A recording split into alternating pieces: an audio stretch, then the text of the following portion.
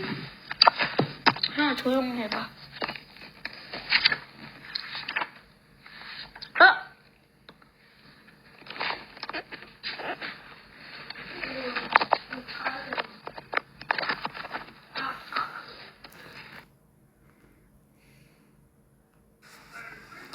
오늘단 참 숨을 잡히.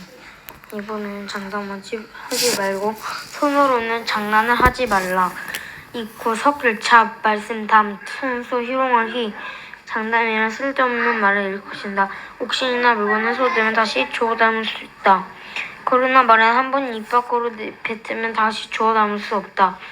얼굴에 눈, 귀, 코는 두 개씩인데 입은 하나밖에 없다. 보고 듣고 냄새 맡는 것은 많을수록 좋지만 말은 조그마라는 뜻으로 입이 하나라고 한다. 친한 사이라도 말은 함부로 하지 않는 게 좋다. 또 손장난도 장난과 비슷한 경우다. 손으로 글씨 쓰고 그림을 그리고 악기를 연주하고 식사를 한다. 이런 것은 꼭 필요한 손놀림이다. 그러나 도박을 하거나 물건을 훔치거나 남을 때리는 것은 나쁜 손놀림이다. 그럼 우리 이과 손은 좋은 일을 사용하도록 노력해야 한다. 차인전적 물에 필요한. 남의 책을 빌렸거든 훼손하지 말고 본 후에 꼭 돌려주라. 빌려올 차 사람인 법전 서적전 헐회 완전을 완. 이 글의 뜻은 남의 책을 빌렸거든 깨끗이 보고 나중에 반드시 책 주인에게 돌려주어야 한다는 말이 있다. 남의 책을 빌려다 자기 책인 양책장은 접거나 치거나 혹은 찢거나 해서는 안 된다. 어디 책뿐인가 남의 물건을 아무리 하찮은 것이라도 소중히 여기고 빌려서는 꼭 돌려주는 것이 예의이다. 친구의 책을 빌려 읽고 돌려주지 않는 것은 돈을 빌려 쓰고 갚지 않는 것과 비슷한 행위라고 할 수 있다. 어렸을 때부터 남의 물건을 귀하고 소중하게 여기는 버릇을 길러야 하겠다. 형무우복 제필헌지. 형에게 우복이 없으면 동생은 반드시 나누어드려야 한다. 형령, 업슬부, 오복, 아우제, 바치선, 갈지, 어우치. 형제간에는 서로 도우며 살아가는 한다는 뜻을 강조하고 있다. 우리나라의 옛 이야기 중에는 형제간의 우애에 대한 교훈을 주는 재미있는 이야기다. 잠깐 이거 지금 하려는 거 알지? 형제간에는 정신적으로 물질적으로 서로 돕고 살아가는 것이 아름다운 삶이다. 그런데 우리 주위에 보면 형제 남매 간에 재산 문제로 싸우는 서로 원주처럼 지내는 경우가 종종 있다. 그런 사람들은 아무리 재산을 많이 갖고 있어도 결국 행복하지 않은 것이다. 이상해 느낌. 제목 음식 형필 여지. 동생이 먹을 것이 없으면 형은 마땅히 나누어 주어야 한다. 아우 제 마시름 줄여. 아우가 먹을 것이 없으면 형은 마땅히 주어야 한다. 앞에서 형에게 의복이 없으면 동생은 반드시 드려야 한다는 말이 어울리는 말이다. 형제가 살아가면서 어려울 때 이를 따지지 않고 서로 도와주는 것이 아름다운 삶의 방법이라고 할 수 있다. 형제 자매보다 더 가까운 피부씨가 어디 있겠는가. 우리 왼쪽 부모 오지. 남과 싸우지 말라. 부모가 근심 없습니다. 주로 더불어 알려 싸움 투 끊지 말고. 어느 나라 어딘 사회든 불량배들이 있다. 그들은 주먹을 휘두르며 법과 질서를 파괴한다. 이들은 불법으로 이득을 취하는 무리들이다. 그렇기 때문에 불량배는 어디서는 사람 대접을 못 받는다. 친구들 중에 싸움을 잘한다는 사람이 있다면 누구나 그를 좋아하지 않는다. 하물며 싸움꾼의 부모는 얼마나 걱정되고 속상하겠는가. 이 글에서는 싸움을 경계하고 있다. 신체에 단련하여 제 몸을 지키는 것은 바람직하나 그러나 그 힘은 반드시 정의롭고 이로운 것이 써야 한다. 우리 속담에 맞은 사람은 자기를 뽑고 자지만 때린 사람은 발을 오므리고 잔다는 말이 있다. 구독과 좋아요 눌러주세요. 뿅민뿅강 구독과 좋아요.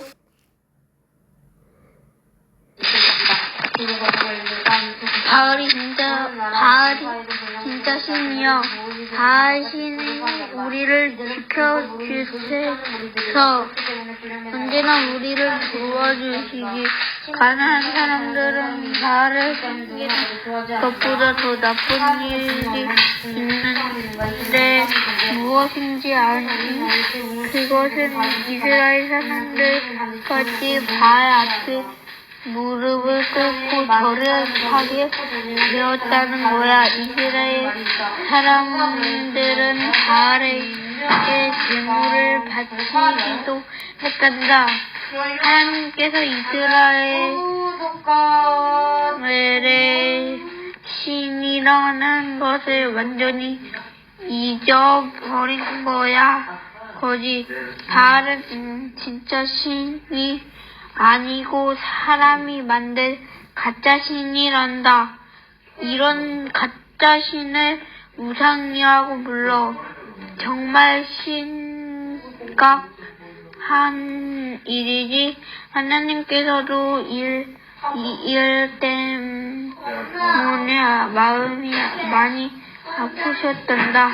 이스라엘 민족이 하나님을 잊어버린 것을 많이 슬퍼하셨어. 어떻게 하나님을 잊을 수가 있을까? 이스라엘 민족을 하나님께 돌아오게 하려고 하나님께서는 이스라엘 민족을 괴롭힐 사람들을 보내셨단다. 이 사람들은 갑자기 나타난 이스라엘 사람들이 이제 막 거둬들인 곡식을 빼앗아 갔어. 그리고 이스라엘 사람들이 막 따온 포도송이들도 빼앗아 갔지. 이 사람들은 아주 힘이 센단다. 이스라엘 사람들은 맞서 싸워봤지만 번번이 지고 말았지. 이제 어떻게 할까? 그전에는 전쟁을 할 때마다 이스라엘 민족이 이겼지. 그때는 하나님께서 이스라엘 민족을 도와주셨으니까 누구와 전쟁을 해도 항상 이길 수 있었어. 하지만 지금은 하나님께서 도와주지 않으시니 전쟁에서 매번